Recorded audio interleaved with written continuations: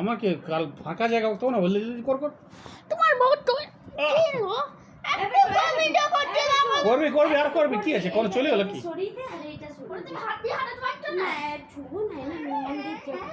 তুই এরপরে করবি আরামে আমিও চুপচাপ ছিলাম তোর মা এলে তো তবে বলতে হবে না আমার বউ বড় যত বি হোক